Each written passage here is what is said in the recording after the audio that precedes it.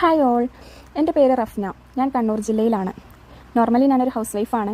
Task മന്ത്ര പ്ലാറ്റ്ഫോമിൽ വന്നിട്ട് 1 വർഷവും 3 മാസവും പൂർത്തീകരിക്കുകയാണ്.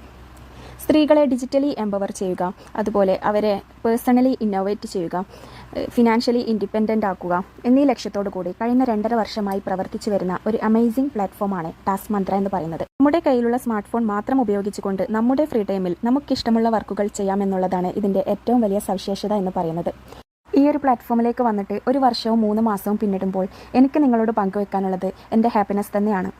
അതിൽ ഒന്നാമത്തെ കാര്യം, എൻ്റെ മകൻ്റെ 2ാം പിറന്നാളിന് അവന് വേണ്ടി സ്വന്തം ഏണിങ്സ് കൊണ്ട് തന്നെ നല്ലൊരു ഗിഫ്റ്റ് വാങ്ങാൻ വേണ്ടി പറ്റി എന്നുള്ളത് തന്നെയാണ്.